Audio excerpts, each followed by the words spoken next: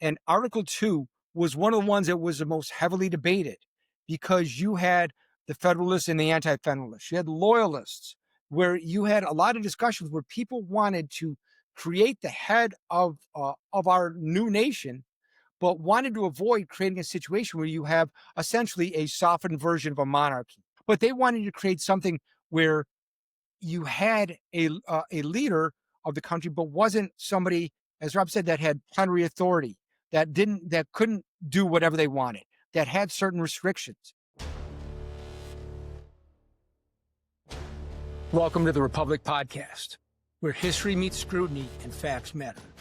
Join Rob and Lou as they dive deep into the foundations of American democracy, dissect the laws that shape our lives, and challenge the narratives behind today's headlines. From forgotten chapters in the U.S. history to the legal truths they didn't teach you in school. This is your front row seat to get informed, unapologetic conversation. We have an American republic, if we can keep it. Now, let's get started.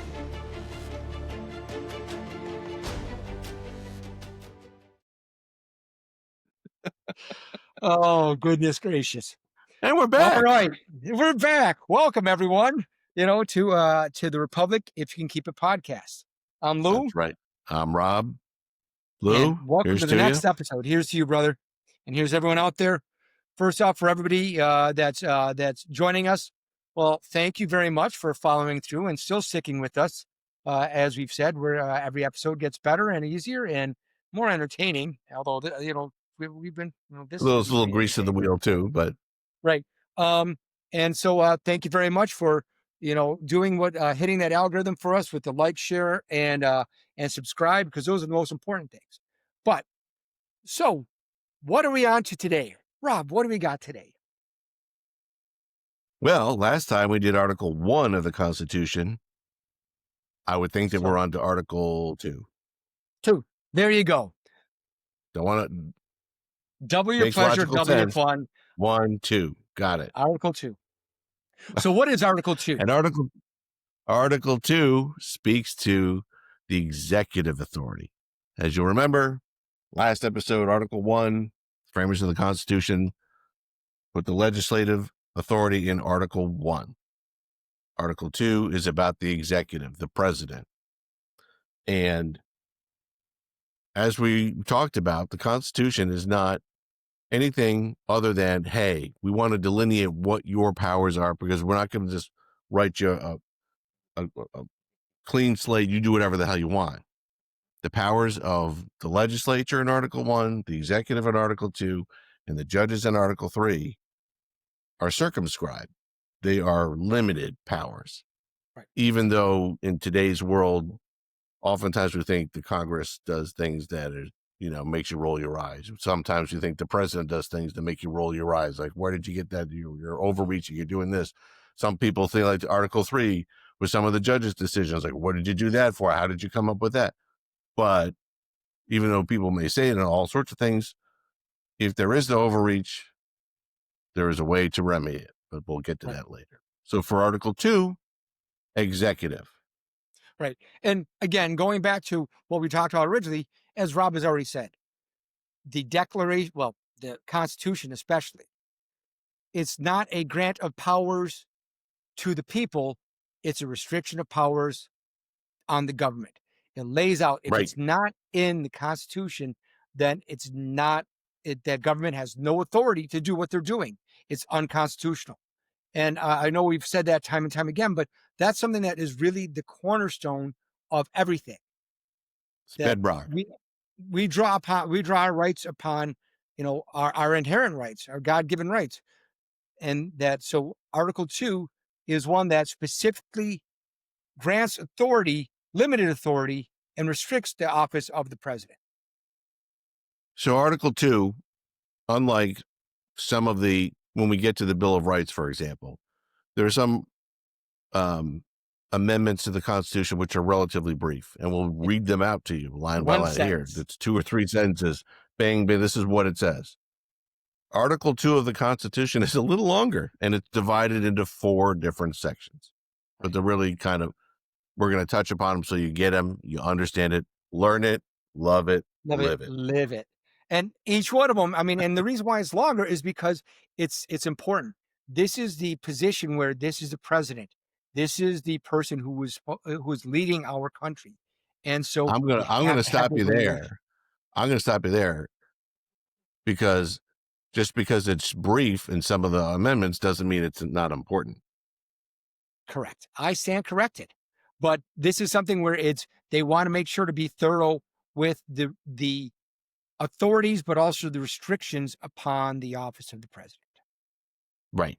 So, So let's go through the sections. The right, first section says that the executive power shall be vested in a president of the United States who shall be elected for a term of 4 years along with his vice president. Now, again, the pronouns that we use here are his. It can be his or her, but this was drafted in the 18th century when women didn't even have the right to vote. So it's not surprising that it doesn't say his or her. So no one get upset about it, but that's the way it was when the Constitution was drafted and sent out for ratification in 1787. So we talk about the fact that they have a 4-year term along with the vice president. And then for the balance of section 1, they talk about the Electoral College, which is important, which we'll do in a separate episode some other time. right. And the Electoral College is vitally important because we are a constitutional republic Republic, and not just a straight simple democracy. democracy. And we could and maybe would be tempted to go on many tangents right now, but we're not. We'll come back. We're going to be that circle back and circle back to that. We want to get through the meat Right. and potatoes of it and describe what it is, and then we'll discuss the issues. And after they talk about the Electoral College, they talk about succession, that if, in the case of the removal of the president from office or his death or resignation or inability to discharge the powers and duties granted to him, the vice president would step into his shoes. And again, the whole succession thing, when the Constitution was first brought in, this was not exactly a given thing. And we'll talk about that again in another episode. But that's what Section 2 of Article 2 says. And it wraps up with talking about two things. The president at any time shall receive for his services a compensation.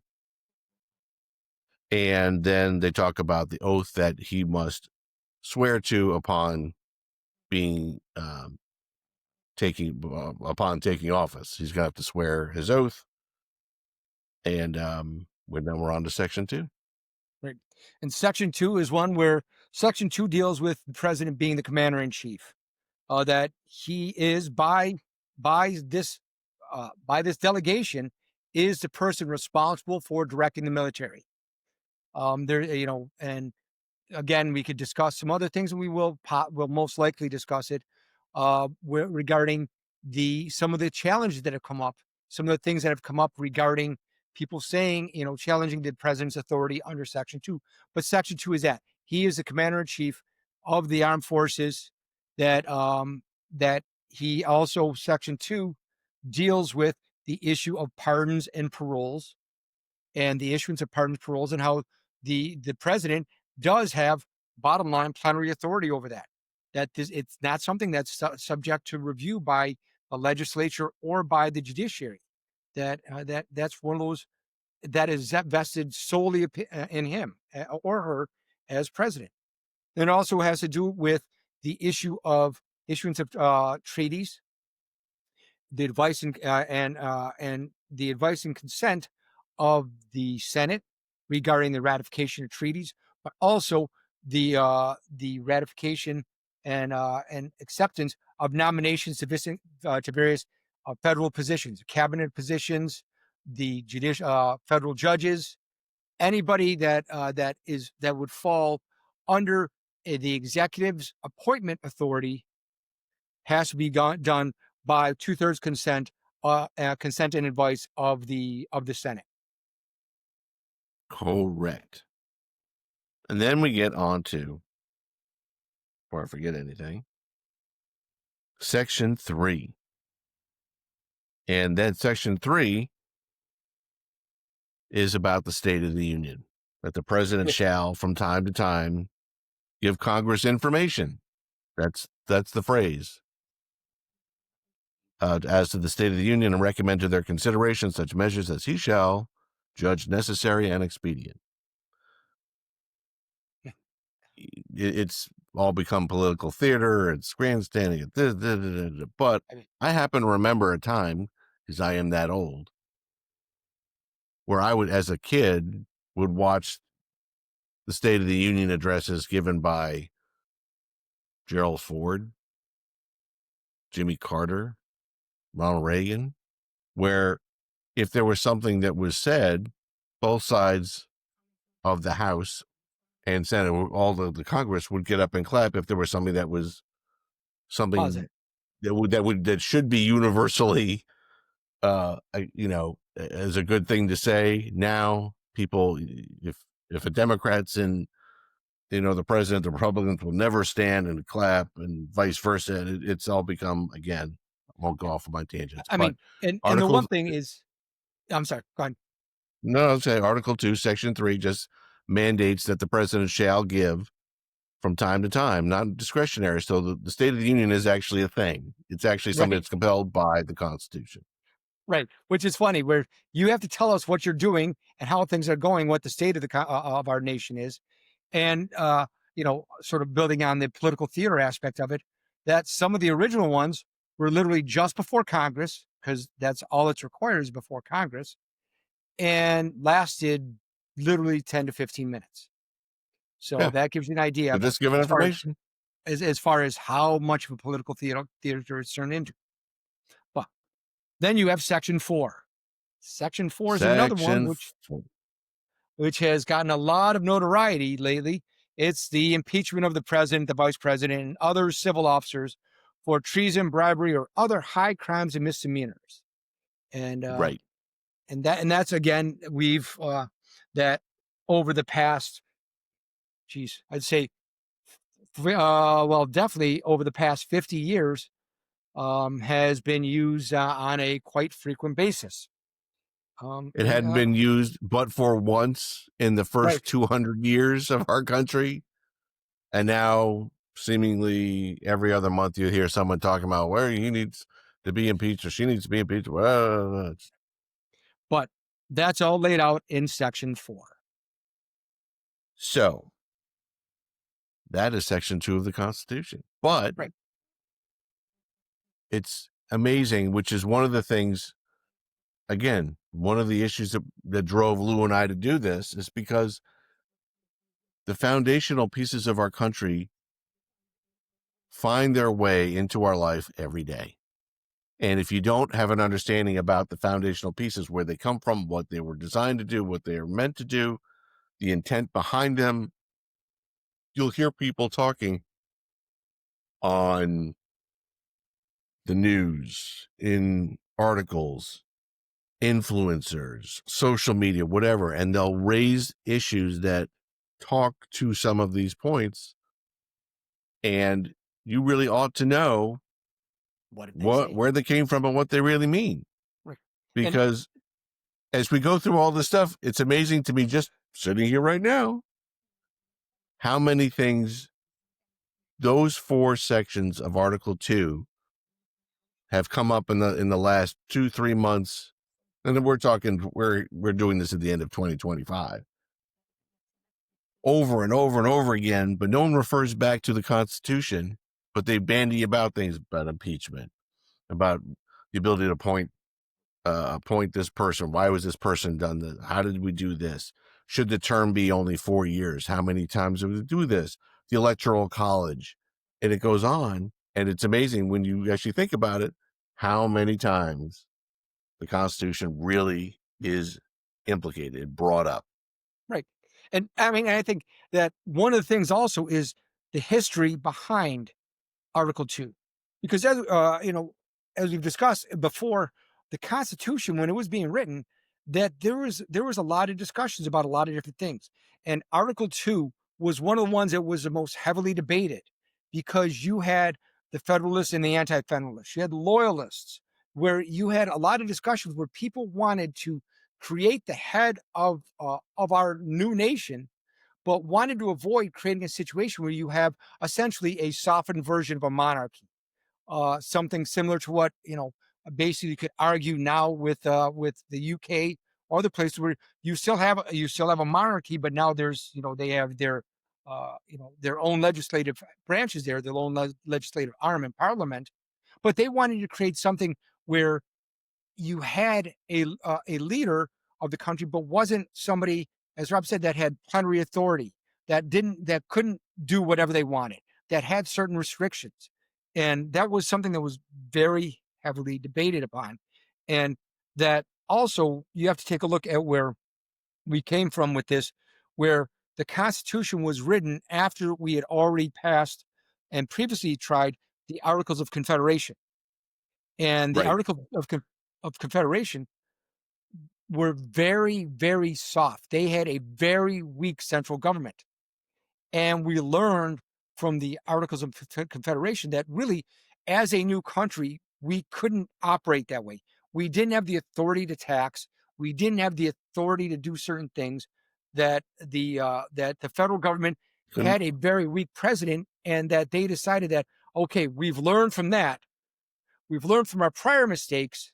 We want to create something that has a stronger central government, has a stronger presidency, but yet still had limits upon them where they couldn't be essentially a soft monarch. right. I mean, we went from the Articles of Confederation, which were so watered down, so vague, and left nothing to the federal government to do. We couldn't even raise a standing army if we needed to. We couldn't. It just was. It fell apart upon itself. It was like just a deck of cards that fell in on itself. But even though everyone recognized the Articles of Confederation didn't work well, couldn't work well, the structure was terrible, whatever, and they came together for this constitutional convention, they were still mindful that they did not want to have this dictator or a king or a sovereign or whatever. They fought against a bloody revolution to make sure that didn't happen. And something as simple, think about this, something as simple as Article 3 of Section 2. They talk about the president shall inform Congress with the State of the Union. And you think, well, what's so big of a deal about that? Think about the mindset from where they were in 1787 when they were putting this together. They had just won their independence and they were a novelty on the world stage. Every other major power was a monarchy, and the king or the queen, depending on where it was, had carte blanche to do whatever they wanted, period, done, over with, hard stop, period, mic drop, bang. Here, think about this. They're telling the executive, the president of the United States, you have to, it isn't may, or maybe you ought to think about. No, it's shall. You shall give Congress the information about the State of the Union. They're compelling him or her to talk about it. It's something as simple as that, but it sends a message. You, the president, are no greater than anyone else in this country. You're no greater than any congressperson, any citizen. We need you, and you shall give us information. Something as simple as that, but it's such a cornerstone of what the whole intention behind the constitutional framework of Article 2 is about. We're going to set up a president, and they're going to have powers, but they're limited. Right. Right. But also the Article 2 powers are also where it did grant the president certain powers, that you have the take care clause, which requires the president to faithfully carry out the laws that are passed by Congress. That gives him the authority to actually go out and say, okay, look, you passed this law. Now I'm going to faithfully execute it. And we're seeing a lot of different Right. issues regarding that now with the issue regarding immigration, the issue regarding self-defense and taking on narco terrorism, other things like that. And that what the framers, again, it's sort of amazing how for forward thinking they were, where they couldn't anticipate everything. But one of the things they did is they built, and that the way that, as we discussed when we were talking about the Article 1 powers regarding the legislature and the Congress and Senate, that it was built to be a logjam. It was built for Right. discussion. It was built for, okay, we have to discuss these things, and this is going to be making sausage. It's going to be nasty. It's going to be ugly. Hopefully, it'll taste good at the end when we're done with it. So, but Article 2 A does little bit of mustard. a little bit of mustard, but what Article 2 does is it now says, okay, well, if Congress cannot act efficiently, or if Congress has already acted, but how it is how the laws are being carried out are not being carried out efficiently, then that's where the president has those Article 2 powers to come in and, under the Take Care Clause, effectively carry out those laws. And the same thing with the article with the Section 2 powers regarding the military, that they didn't want to have the issue of whether or not we could defend ourselves. And again, Article 2 powers are, it's a matter of defensive action, not offensive action, not an offensive declaration of war, but defensive actions to defend ourselves against foreign acts, foreign actors, foreign terrorists, foreign powers. That it said the president has this power. This is in his power to carry out these actions and to protect the United States under his own inherent Article 2 powers. And